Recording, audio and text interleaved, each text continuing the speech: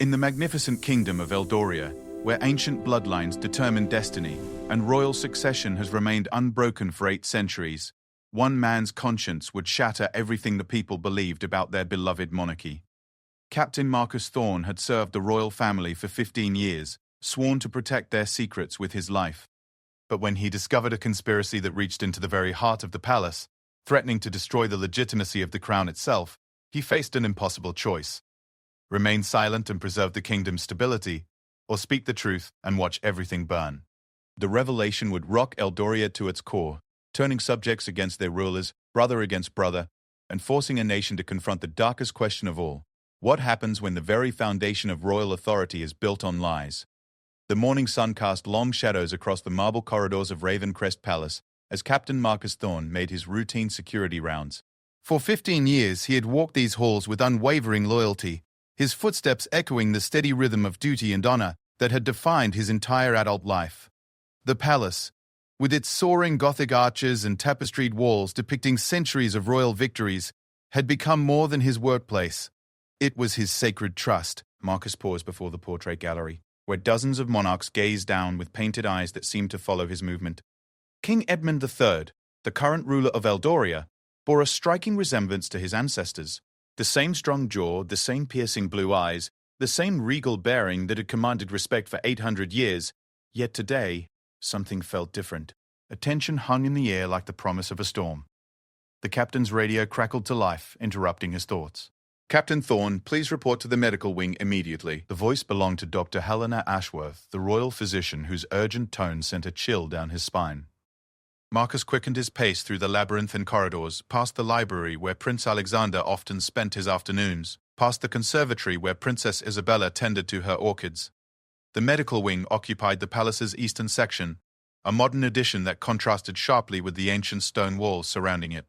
Dr. Ashworth waited outside the laboratory, her usually composed demeanor cracked with visible distress. At 62, she had served the royal family for over 3 decades, delivering both princes and treating every royal ailment with absolute discretion. Marcus had never seen her look so shaken. "Helena, what's wrong?" he asked, using the informal address she had permitted after years of mutual respect. She glanced around nervously before pulling him into an empty consultation room. "Marcus, I need to show you something. Something that will change everything you think you know about this family." The doctor's hands trembled as she retrieved a sealed folder from a locked cabinet. Inside were laboratory reports, DNA analysis charts, and medical documents bearing official palace seals. Marcus recognized the letterhead. These were the routine health screenings performed annually on all royal family members. "I discovered this yesterday during Prince Alexander's regular blood work," Dr. Ashworth began, her voice barely above a whisper. "I ran the test 3 times, thinking there had to be an error. But the results are consistent, Marcus. Undeniably consistent." She spread the documents across the desk, pointing to specific sections highlighted in yellow. Marcus studied the complex genetic markers and heredity charts, struggling to comprehend their significance. "I don't understand the medical terminology, Helena. What exactly are you showing me?" "Doctor," Ashworth took a deep breath, steeling herself for what she was about to reveal. "These DNA results prove that Prince Alexander is not King Edmund's biological son. The genetic markers don't match. It's scientifically impossible for them to be father and son." The room seemed to spin around Marcus. He gripped the edge of the desk, his knuckles white with tension. "That's impossible. Alexander looks exactly like the king. Everyone says so. Physical resemblance can be deceiving, especially when people expect to see similarities. But DNA doesn't lie, Marcus. The prince is not of royal blood." Marcus stared at the documents, his mind racing through the implications. Prince Alexander was first in line to the throne, destined to rule Eldoria after his father's death. If he wasn't truly royal, if the bloodline had been broken, then everything the kingdom stood for was a facade. How is this possible? Queen Margaret has always been beyond reproach. The royal marriage has been solid for 25 years. Dr. Ashworth shook her head slowly. "That's where this gets even more disturbing, Marcus. I accessed older medical records, going back to when both princes were born. What I found suggests this goes much deeper than a simple case of infidelity." She produced another set of documents, these bearing dates from 23 years earlier when Prince Alexander was born. Medical reports from the royal birthing suite, blood type records, and most shocking of all, a series of laboratory requisitions that made Marcus's blood run cold. Look at these orders, she said, pointing to a series of forms signed by the former royal physician, Dr. Clarence Pemberton. Multiple blood samples were taken from newborn Alexander, but they were never for routine medical screening. They were sent to a private genetics laboratory in the capital. Marcus studied the forms, noting the frequency and timing of the blood draws. What kind of genetic testing requires this many samples from a newborn? The kind that doesn't occur naturally, Marcus. The kind that suggests genetic manipulation or replacement. I believe what we're looking at is evidence of a systematic conspiracy to alter Prince Alexander's DNA records from birth. The captain felt his world tilting on its axis. Everything he had sworn to protect, every oath he had taken, every moment of his service to the crown, suddenly felt meaningless. If the royal bloodline had been corrupted, if the very legitimacy of the monarchy was in question, then what was his duty now? "There's more," Dr. Ashworth continued, her voice growing even more somber. "I compared these findings with Prince William's records. The younger prince's DNA is a perfect match for King Edmund. Alexander's genetic profile doesn't match either parent."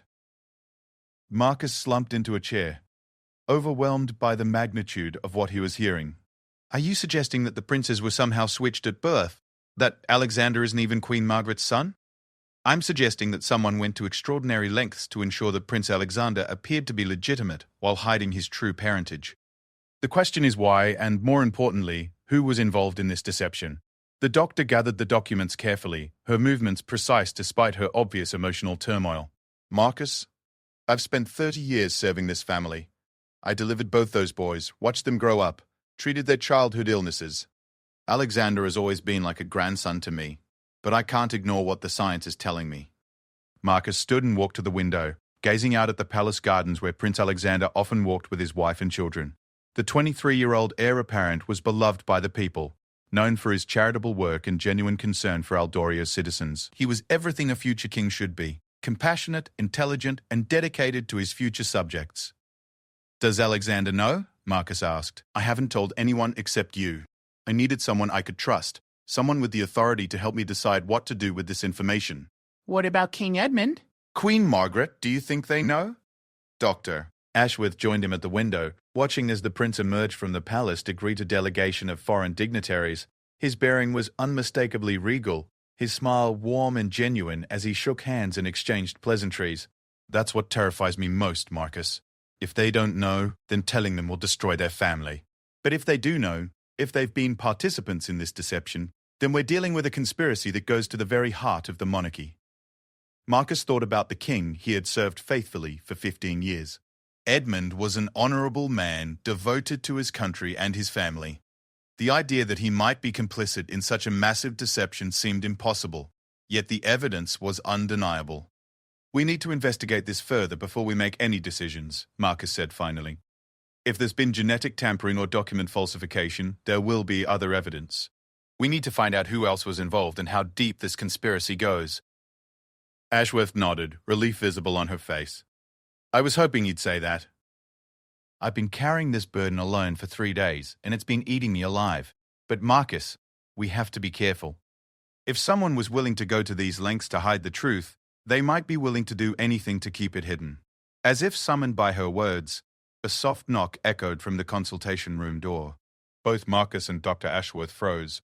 The documents still spread across the desk like evidence of their treasonous discovery. "Dr. Ashworth?" came a familiar voice from the hallway. "The Queen requests your immediate presence in the blue drawing room." It was James Whitmore, the Queen's personal secretary, a man whose loyalty to the royal family was absolute and whose discretion was legendary. Marcus quickly helped Dr. Ashworth gather the documents and return them to their folder. "Coming, James," she called out, her voice remarkably steady considering the circumstances. As she prepared to leave, Dr. Ashworth placed her hand on Marcus's arm. "Whatever we discover, whatever we decide to do, we must remember that we're not just dealing with scientific data. We're dealing with real people.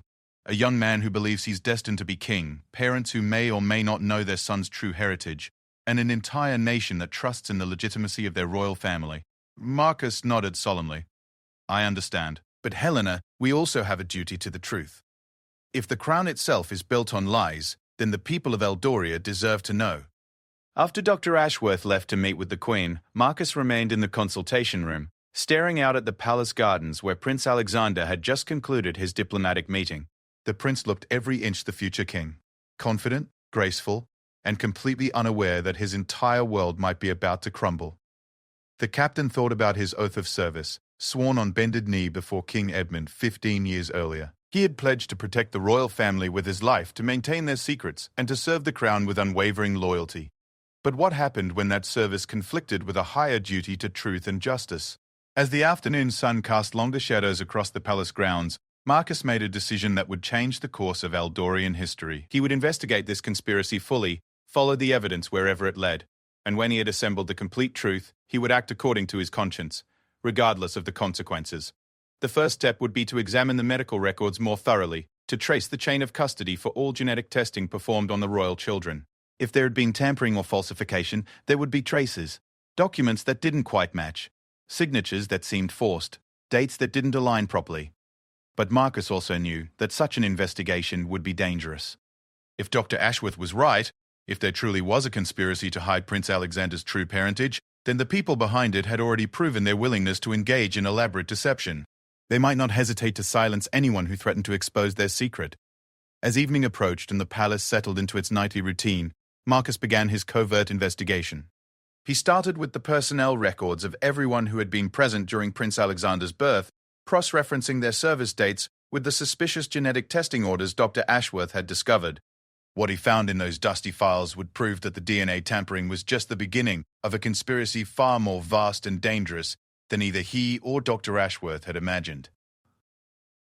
Part 2. The palace archives occupied the deepest levels of Ravencrest Palace, a maze of stone chambers that had served as repositories for royal documents for centuries. Marcus descended the narrow spiral staircase by lamplight, his footsteps muffled by thick Persian rugs that had absorbed the secrets of generations. As head of palace security, he possessed keys to every lock in the building, but he had never before used his access for anything other than official duties. Tonight was different. Tonight, he was searching for evidence of the greatest deception in Eldorian history. The medical archives filled an entire chamber with filing cabinets stretching from floor to ceiling.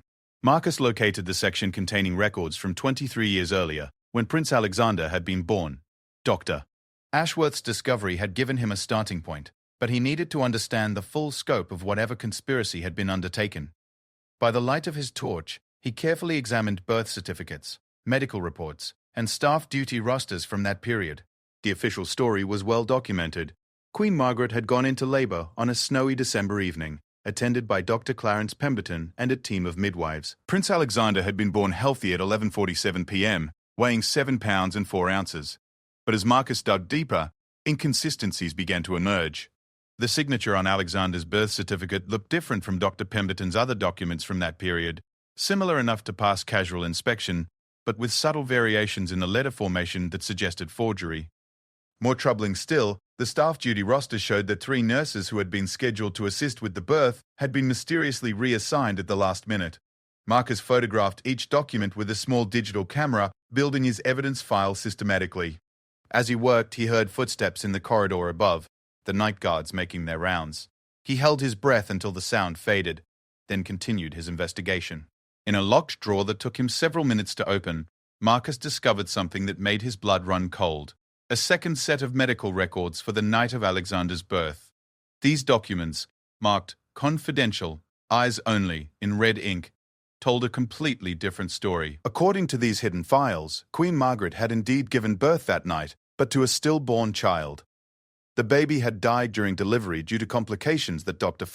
Pemberton's official reports made no mention of. The grief-stricken queen had been sedated heavily, remaining unconscious for nearly 18 hours after the traumatic birth. But somehow, by morning, there was a healthy Prince Alexander in the royal nursery. Marcus's hands trembled as he photographed these damning documents. The implications were staggering. If the Queen's biological child had died at birth, then where had Prince Alexander come from? Who was this child that had been presented to the world as the heir to the throne? He found his answer in a manila envelope tucked behind the hidden files. Inside were hospital records from St. Pagady, Catherine's foundling home in the capital city, documenting the birth of a male infant on the same night as the royal delivery. The child's mother was listed as Jane Doe, an unwed teenager who had died during childbirth, leaving her son an orphan. The timing was too perfect to be coincidental. While Queen Margaret grieved the loss of her stillborn child, Someone had arranged for this orphaned infant to take his place. The conspiracy was even more elaborate than Marcus had imagined. A handwritten note clipped to the foundling home records provided the final piece of the puzzle. Written in Dr. Pemberton's distinctive script, it read, "Operation successful. Package delivered as agreed. All parties sworn to secrecy. Payment as discussed." Marcus photographed the note, his mind reeling with questions. Who had orchestrated this massive deception? Who had made the payment, Dr. Pemberton referenced? And most importantly, how many people had been involved in replacing the royal heir with an orphan foundling? As he prepared to leave the archives, Marcus heard voices echoing from somewhere deeper in the underground chambers. He quickly extinguished his torch and pressed himself against the stone wall, listening intently to determine who else might be moving through the palace's lower levels at this hour. 2 men were approaching, their conversation growing clearer as they drew nearer. Marcus recognized one voice immediately, Sir Reginald Blackwood, the king's most trusted advisor, and a man who had served the crown for over 30 years. The other voice was unfamiliar, younger, with a slight accent that suggested foreign origin. "The situation is becoming untenable," Sir Reginald was saying. "Dr. Ashworth's discovery has accelerated our timeline significantly." "How much does she know?" the second man asked. "Enough to be dangerous. She's already involved Captain Thorne, which complicates matters considerably." Marcus's heart pounded as he realized they were discussing him. He pressed closer to the wall, straining to hear every word of their conversation. "Perhaps it's time to consider more permanent solutions," the foreign voice suggested with chilling casualness. "No," Sir Reginald replied firmly. "We've managed this secret for 23 years without resorting to violence. There must be another way. The prince grows stronger in his position every day. The people adore him. If the truth comes out now, the damage to the monarchy could be irreparable, which is precisely why we cannot allow panic to drive our decisions. Remember, Alexander may not be royal by blood, but he has been raised as a prince. He embodies everything we could want in a future king." Marcus listened in growing horror as the full scope of the conspiracy became clear. Sir Reginald, one of the most respected men in the kingdom, was not only aware of Prince Alexander's true parentage, he had apparently been instrumental in orchestrating the entire deception. What about the younger prince? The foreign voice asked. Prince William is the legitimate heir now. William is only 21, far less prepared for the responsibilities of kingship. Alexander has been groomed for leadership his entire life. The kingdom needs stability, not upheaval. But surely King Edmund deserves to know the truth about his son? Sir Reginald's laugh was bitter and hollow. "My dear friend, who do you think authorized this entire operation?" The words hit Marcus like a physical blow. King Edmund knew. The man he had served faithfully for 15 years, the monarch he had respected and admired, had been complicit in this massive deception from the beginning. "The king and queen were devastated by the loss of their firstborn," Sir Reginald continued. "They were willing to do anything to ensure the succession remained intact. When we presented them with the alternative, raising this orphan child as their own heir, they embraced it completely." "And the queen's attachment to Alexander?" "Margaret loves him as if he were her biological son. In every way that matters, he is her child. She has never questioned his parentage because she doesn't want to know the truth." The 2 men had stopped walking, their voices now stationary somewhere in the adjacent chamber. Marcus realized they were in the wine cellar, probably selecting bottles for some private meeting. He used their distraction to carefully make his way toward the stairs, desperate to escape before they discovered his presence. "The immediate concern," Sir Reginald was saying, "is managing Dr. Ashworth and Captain Thorne. They must be persuaded to maintain their silence. And if persuasion fails, then we'll need to consider alternatives. But I prefer to think that their loyalty to the crown will ultimately override their concerns about genetic legitimacy." Marcus reached the staircase and began his careful ascent, moving as quietly as possible on the ancient stone steps. Behind him, the 2 conspirators continued their discussion, their voices fading as he climbed toward the main floors of the palace. By the time he reached his office, Marcus felt as if he had aged years in a single night. The evidence he had gathered painted a picture of corruption that reached the highest levels of the kingdom. King Edmund, Queen Margaret, Sir Reginald Blackwood, and apparently several others had participated in a conspiracy to substitute an orphaned child for the dead royal heir. Prince Alexander, the man who would soon inherit the throne of Eldoria, was not royal by blood. He was the son of an unnamed teenage mother who had died giving birth in a foundling home. His entire identity, his claim to the crown, his very existence as a prince, all of it was built on lies and deception. But as Marcus studied the photographs he had taken, a troubling question emerged. If exposing this truth would destroy Prince Alexander and potentially destabilize the entire kingdom, was silence actually the more patriotic choice? Alexander was, by all accounts, an exceptional future king. He was intelligent, compassionate, and deeply committed to serving the people of Eldoria. The fact that he lacked royal blood didn't diminish his character or his ability to lead. In many ways, his humble origins might even make him a better ruler, more connected to the common people, more understanding of their struggles. On the other hand, the monarchy's entire legitimacy was built on the concept of divine right and hereditary succession. If the people learned that their future king was actually the son of an unknown teenager from the slums of the capital, would they still accept his authority? Would the noble families that supported the crown continue their loyalty to a commoner who had been passed off as royalty? Marcus spent the rest of the night wrestling with these questions, knowing that his decision would affect not just his own life, but the fate of everyone in Eldoria. As dawn broke over the palace grounds, he had reached a preliminary conclusion. Before he could decide whether to expose or protect this secret, he needed to understand exactly who else was involved and how far the conspiracy extended. The conversation he had overheard between Sir Reginald and the mysterious foreigner suggested that there were other players in this game, people with their own agendas and motivations. If Marcus was going to act, he needed to identify all the conspirators and understand their plans for managing the crisis that Dr. Philip Ashworth's discovery had created. His first step would be to approach Dr. Ashworth and share what he had learned. Together, they would need to decide whether their duty lay in protecting the crown or exposing the truth.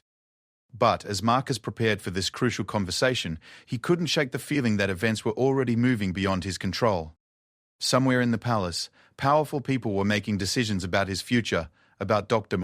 Ashworth's future, and about the fate of Prince Alexander's secret. The next few days would determine whether this conspiracy remained hidden for another generation, or whether it would finally be exposed, regardless of the consequences for the kingdom of Eldoria. Part 3. Dr. Helena Ashworth arrived at her laboratory early the next morning, unaware that her every move was being watched. Hidden cameras, recently installed on Sir Reginald's orders, tracked her movements as she unlocked her office and began reviewing patient files. The conspiracy that had protected Prince Alexander's secret for 23 years had evolved into a sophisticated operation with resources far beyond what she could have imagined.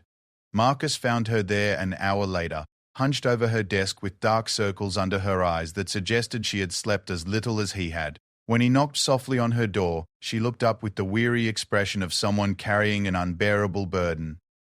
"Helena, we need to talk," he said, closing the door behind him and checking to ensure they weren't being overheard. "I spent last night in the archives, and what I found changes everything." Dr. Ashworth gestured for him to sit, then poured 2 cups of tea from the service she kept in her office. Her hand shook slightly as she handed him the delicate china cup, a gift from Queen Margaret years earlier.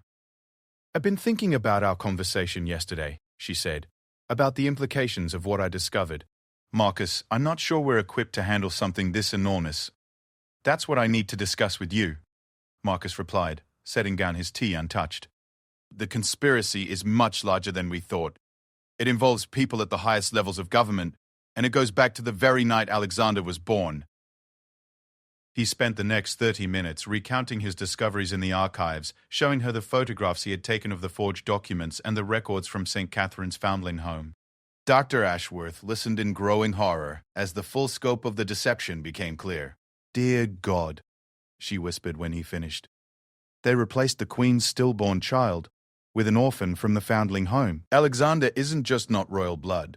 He's a completely different person." "There's more," Marcus continued grimly. "I overheard a conversation between Sir Reginald Blackwood and someone else, a foreign man I didn't recognize. They know about your discovery, Helena. They know you've involved me, and they're planning some kind of response." Dr. Ashworth went pale, her teacup rattling as she set it down with trembling hands. "They mention me by name." "They're concerned about both of us. Sir Reginald seems to prefer persuasion over more drastic measures, but his companion suggested that permanent solutions might be necessary." "We have to go to the authorities," she said immediately. "The police, the parliament, someone outside the palace who can investigate this properly." Marcus shook his head. "That's the problem. We don't know how far this conspiracy extends. Sir Reginald has been the king's advisor for 30 years. He has connections throughout the government, the military, the noble families. If we go to the wrong person, we might be signing our death warrants. Dr. Ashworth stood and walked to her window, gazing out at the palace gardens where Prince Alexander was playing with his young children. The scene was peaceful and domestic, a loving father teaching his 3-year-old daughter to feed the swans while his infant son slept in his mother's arms. "Look at him, Marcus," she said softly. "Look how natural he is with those children. How gentle and patient. Alexander has every quality we could want in a king, regardless of his bloodline." "I've thought about that too," Marcus admitted. "In many ways, he might be a better ruler precisely because he wasn't born to privilege. He understands struggle in a way that hereditary nobility never could." Then why are we even considering exposing him? Why destroy a good man and potentially destabilize the kingdom over a technicality of bloodline? Marcus joined her at the window, watching as Prince Alexander lifted his daughter onto his shoulders and began pointing out different birds around the pond. The image of paternal love was so genuine, so untainted by the political machinations swirling around the palace, that it made the weight of their knowledge even more crushing. "Because lies have consequences, Helena. Because if we stay silent, we become part of the conspiracy. Because the people of Eldoria deserve to know who they're really pledging their loyalty to." And what about Alexander himself? Does he deserve to know the truth about his origins? The question hung between them like a sword. Neither had considered the ethical implications of keeping this secret from the prince himself. Alexander had lived his entire life believing he was royal blood, destined by birth to inherit the throne. Learning the truth would shatter his identity and force him to question everything he had ever believed about himself. Before Marcus could respond, their conversation was interrupted by a sharp knock on the laboratory door. Dr. Ashworth and Marcus exchanged worried glances. They had been careful to ensure their privacy, and no one should have known they were meeting. "Dr. Ashworth?" came a familiar voice. "This is James Whitmore. The king requests your immediate attendance in the throne room." Marcus recognized the Queen's secretary, but the formality of the summons was unusual. Royal audiences typically took place in smaller, more private chambers. The throne room was reserved for state occasions and official ceremonies. "Tell His Majesty I'll be there momentarily, Doctor," Ashworth called out, her voice remarkably steady despite her obvious fear. They listened to Whitmore's footsteps receding down the corridor. "Then, Doctor," Ashworth turned to Marcus with determination, replacing her earlier uncertainty. "This could be our chance," she said. "If the king wants to see me, perhaps he's ready to discuss what I've discovered. Maybe we can resolve this through honest conversation, rather than skulking around the palace like criminals." Marcus grabbed her arm gently. "Helena, think about what we learned last night. King Edmund authorized this entire operation. He's not an innocent victim, he's one of the architects of the conspiracy. But he's also a father who lost his firstborn child and made a desperate decision to protect his kingdom's future. Perhaps after 23 years he's ready to tell the truth, or perhaps he's ready to silence the people who threatened to expose his secret." "Doctor!" Ashworth pulled free from his grasp and gathered her medical bag, the same leather satchel she had carried to every royal appointment for 3 decades. "I have to go, Marcus. I've served this family faithfully for my entire adult life. I owe them the courtesy of a direct conversation about what I've discovered." "Then I'm coming with you," Marcus said firmly. "As head of palace security, I have a right to be present during any meeting that might involve threats to the royal family. And if they refuse to allow you in the room, then I'll be listening outside the door, ready to intervene if necessary." They made their way through the palace corridors together, passing portraits of Alexander's supposed ancestors and tapestries depicting the great victories of Eldorian kings. Every image seemed to mock them now that they knew the truth about the current heir's origins. The throne room occupied the palace's central hall, a vast chamber with soaring ceilings and stained glass windows that cast rainbow patterns across the marble floor. King Edmund sat on the ancient throne of Eldoria, a magnificent chair carved from a single piece of black oak and inlaid with precious stones collected from across the kingdom. But it wasn't just the king waiting for them. Queen Margaret stood beside the throne, her usually warm expression replaced by something cold and calculating. Sir Reginald Blackwood flanked the king's right side, while the mysterious foreign man from the previous night's conversation lurked in the shadows near the great fireplace. Most shocking of all, Prince Alexander was also present, standing near the throne with a confused expression that suggested he had been summoned as unexpectedly as Dr. Ashworth. "Your Majesty," Dr. Ashworth said, curtsying deeply as protocol required. King Edmund studied her for a long moment before speaking. "Dr. Ashworth, you have served our family with distinction for many years. Your loyalty and discretion have been exemplary, which makes recent developments all the more disappointing. I'm not sure I understand, Your Majesty. Please don't insult our intelligence with feigned ignorance, Queen Margaret interjected, her voice sharp with barely controlled anger. We know about your unauthorized genetic testing. We know about your meetings with Captain Thorne. We know about your amateur investigation into matters that don't concern you. Prince Alexander stepped forward, his confusion evident. Mother, father, what's this about? Why was I summoned here? What unauthorized testing? King Edmund raised his hand for silence, his eyes never leaving Dr. Ashworth's face. The question before us now is simple, Doctor. Will you choose loyalty to the crown, or will you allow misguided principles to destroy everything our kingdom has built? Marcus tensed, recognizing the threat implicit in the king's words. He began calculating distances and escape routes, preparing for the possibility that this confrontation might turn violent. Your Majesty, Dr. Ashworth said carefully, I believe the people of Eldoria deserve to know the truth about their future king. The truth? Sir Reginald laughed harshly. The truth is that Alexander has been an exemplary prince and will be an exceptional king. The truth is that he has devoted his life to serving this kingdom. The truth is that bloodline is less important than character, and Alexander has character in abundance. But he's not your son, Dr. Ashworth said, addressing the king directly. He's not royal blood. He's the orphan child of an unknown teenager from the slums of the capital. The silence that followed was deafening. Prince Alexander went white as understanding began to dawn on his face. He looked from his parents to Dr. Pollitt, Ashworth to the assembled conspirators, pieces of a lifelong puzzle finally clicking into place. Is this true? He asked, his voice barely above a whisper. Queen Margaret moved to her son's side, taking his hands in hers with desperate tenderness. Alexander, you are our son in every way that matters. We have loved you since the moment you came into our lives. Your birth circumstances don't change who you are or what you mean to this kingdom. My birth circumstances? Alexander's voice grew stronger as shock gave way to anger. What birth circumstances? What aren't you telling me? King Edmund stood from his throne, suddenly looking every one of his 67 years. Son, there are truths that are sometimes less important than the greater good. You have been raised as a prince because you are worthy of being a prince. You will rule this kingdom because you are capable of ruling it well. But I'm not your biological son, am I? Alexander demanded. That's what Dr. Ashworth is saying. That's why you've all gathered here like conspirators planning my execution.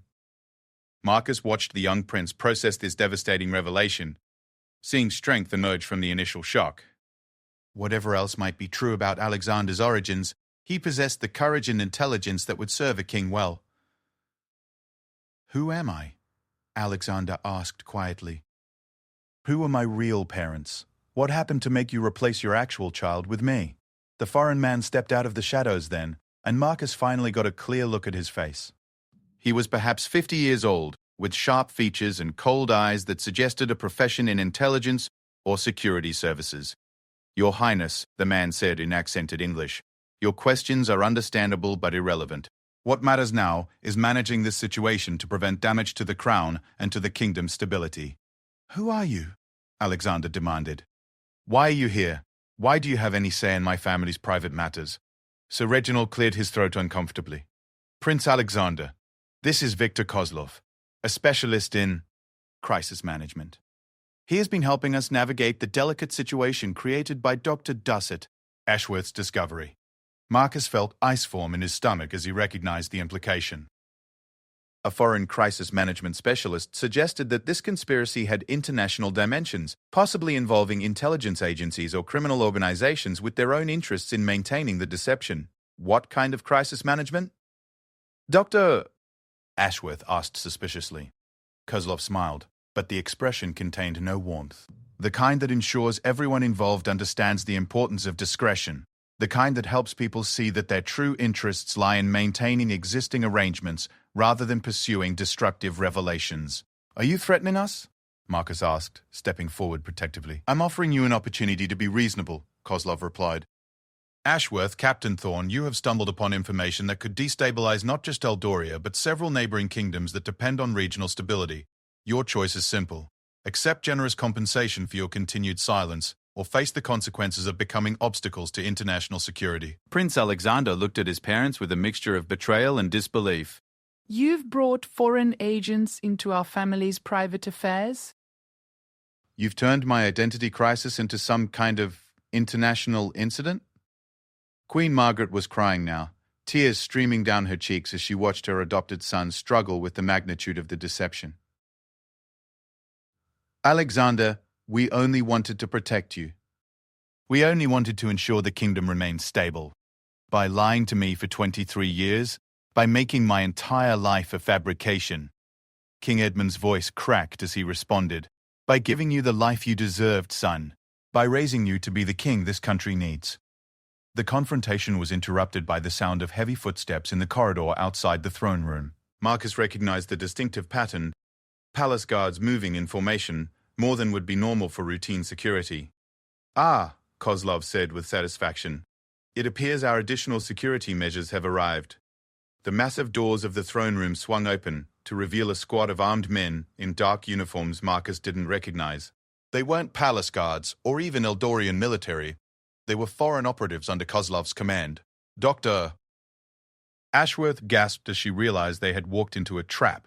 The royal summons hadn't been an attempt at honest discussion. It had been designed to gather all the potential threats in one location where they could be controlled or eliminated. Your Majesties, Marcus said formally, I believe this meeting has exceeded the bounds of appropriate protocol. I recommend we adjourn and resume discussions through proper diplomatic channels. I'm afraid that won't be possible, Captain, Sir Reginald replied. Too much is at stake to allow this situation to develop organically. Decisive action is required. Prince Alexander stepped forward, and for the first time since learning the truth about his origins, he spoke with the full authority of his royal training. I don't care whose blood runs through my veins, he declared. I don't care if I was born in a palace or a foundling home, but I will not allow foreign agents to threaten loyal servants of the crown in my presence. He turned to address Kozlov directly. You and your men will leave this palace immediately, or I will call upon every guard in the kingdom to remove you by force. Kozlov's smile widened. Your Highness, you are hardly in a position to make demands. Your very existence as a prince depends upon maintaining the arrangements we have worked so hard to protect. Then perhaps, Alexander replied with quiet dignity, it's time for those arrangements to end. The words hung in the air like a challenge thrown down before mortal enemies. Marcus realized that Prince Alexander had just declared his willingness to sacrifice his throne rather than submit to blackmail and threats. It was either the most noble gesture he had ever witnessed or the most catastrophic mistake in Eldorian history. Part 4. The standoff in the throne room stretched into tense minutes as everyone absorbed the implications of Prince Alexander's declaration. King Edmund looked as if he had aged another decade in the space of those few words, while Queen Margaret clutched her adopted son's arm with desperate intensity. Alexander, you don't understand what you're saying, she pleaded. If you renounce your claim to the throne, it will destroy everything we've worked to build. The kingdom needs you. The kingdom needs honest leadership, Alexander replied, his voice steady despite the chaos surrounding him. It deserves better than a crown built on lies and maintained through threats. Kozlov gestured to his men, who began spreading out around the room's perimeter. Marcus counted 6 armed operatives, all wearing earpieces and moving with military precision. Whatever organization they represented, it was sophisticated enough to infiltrate the heart of a sovereign nation's capital. Your Highness, Sir Reginald said urgently, you're allowing emotion to cloud your judgment. Consider the broader implications. Prince William is only 21, unprepared for the responsibilities of kingship. If you abdicate, you'll be throwing Eldoria into political chaos. And what about the implications of allowing foreign agents to dictate royal policy? Alexander countered. What happens to our sovereignty if we submit to blackmail? Dr. Ashworth stepped forward, her medical bag still clutched in her hands. Your Majesty, Your Highness, perhaps we can find a middle path. The scientific evidence of Prince Alexander's parentage need not become public knowledge, but surely we can resolve this without involving armed men in international conspiracies. Kozlov laughed, a harsh sound that echoed off the stone walls. Dr. Ashworth, your naivety is touching but irrelevant. This situation extends far beyond Eldoria's borders. There are larger interests at stake. What interests? Marcus demanded. Who do you represent? Let's just say that regional stability is valuable to many parties. The peaceful succession of a popular, competent heir serves multiple agendas. Alexander's biological origins are less important than his political utility. Prince Alexander's eyes flashed with anger. I am not a political utility. I am a human being, and whether or not I have royal blood, I will not be treated as a pawn in someone else's game. King Edmund finally stood from his throne, moving with the slow deliberation of a man facing the collapse of everything he had worked to protect. Alexander, my son, you need to understand something.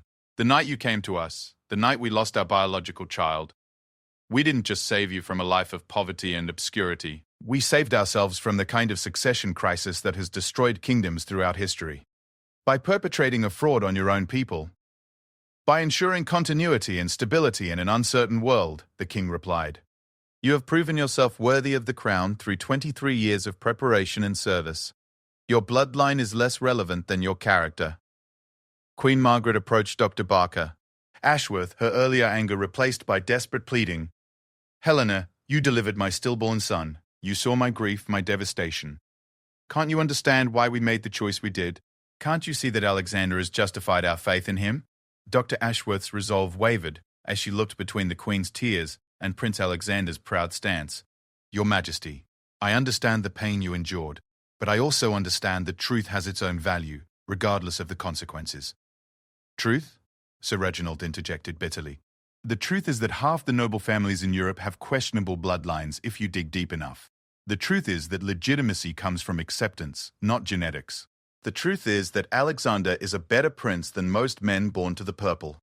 Marcus watched the debate unfold while keeping careful track of Kozlov's men. They had positioned themselves to control all exits from the room, but they hadn't drawn their weapons yet. Whatever Kozlov's ultimate intentions, he seemed to prefer intimidation over outright violence. There's another truth we need to discuss, Marcus said, addressing the entire assembly.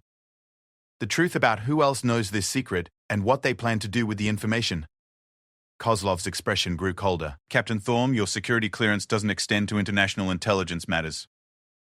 My security clearance extends to protecting the royal family from all threats, foreign and domestic. Marcus replied evenly.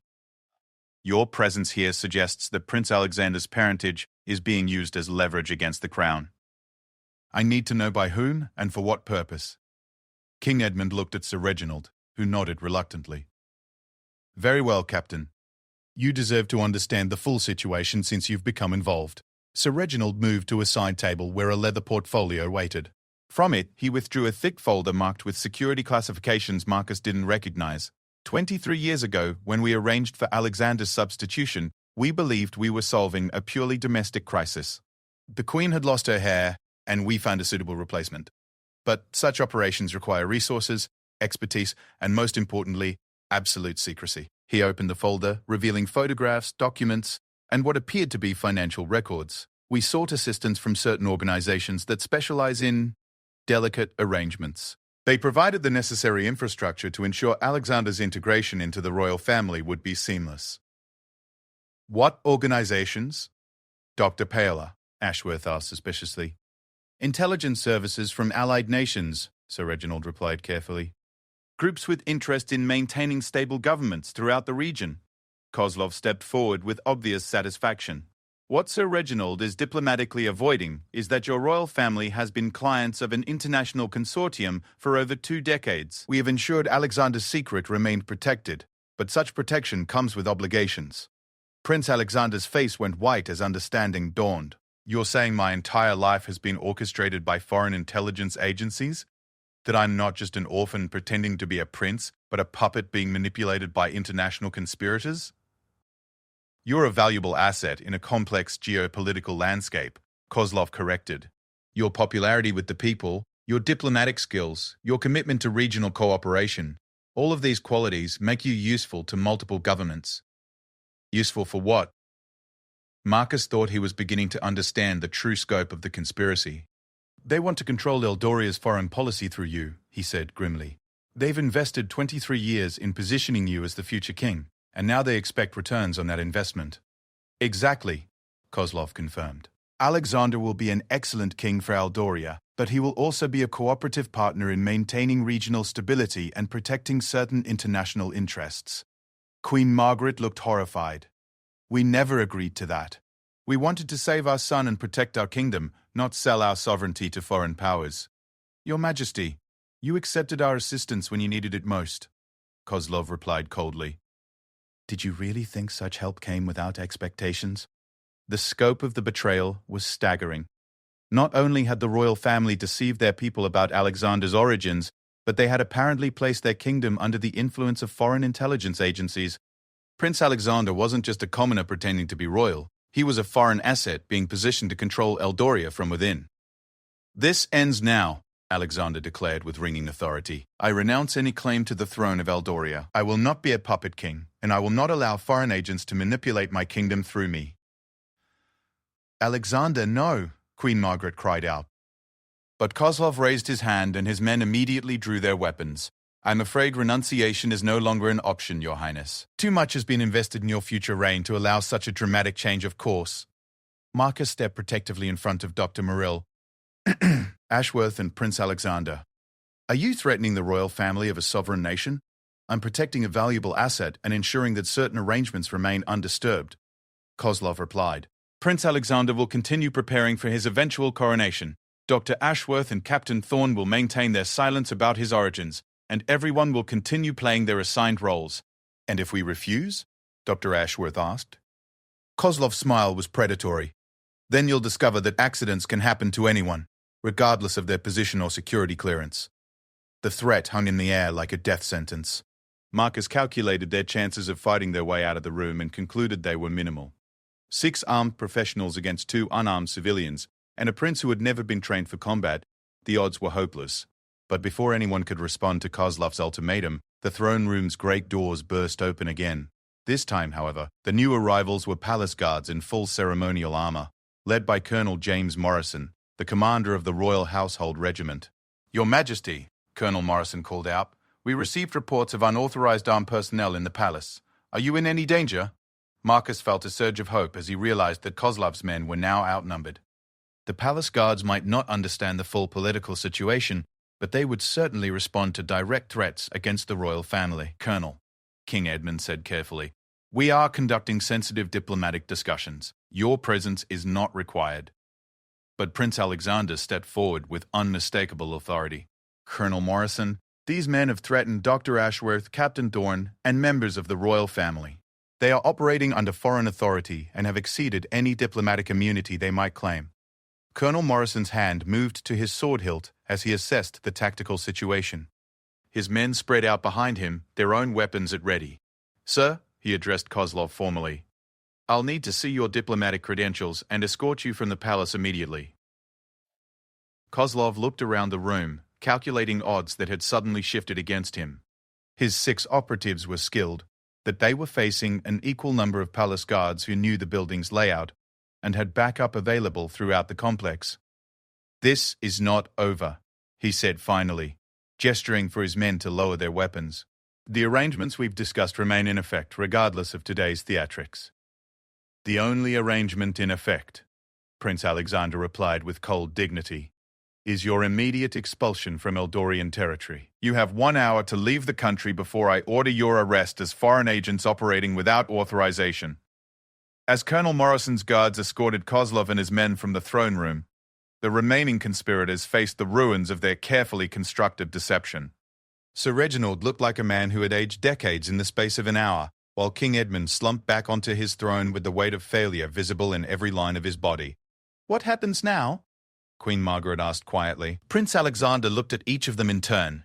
His adoptive parents who had loved him despite his origins, the loyal advisor who had orchestrated his entire existence, and the doctor and captain who had risked everything to expose the truth. Now we tell the people of Eldoria who I really am, he said simply. We acknowledge the deception, accept responsibility for it, and allow the kingdom to decide whether they want a commoner's son as their king.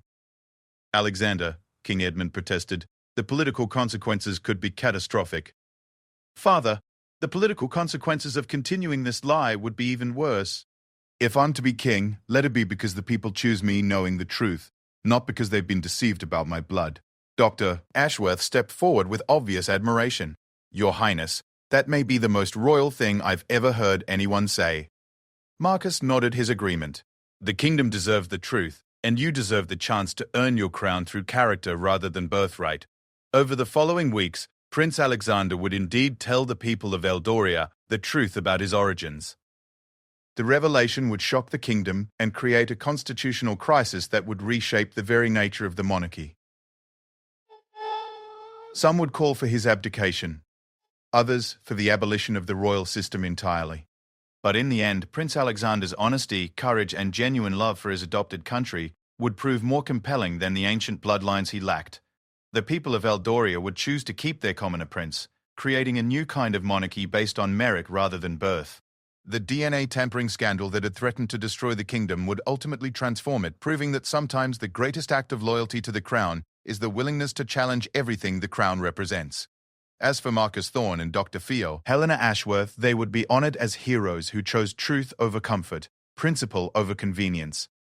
Their courage in exposing the conspiracy would be remembered as the moment when Eldoria chose transparency over tradition and became a stronger nation for the choice.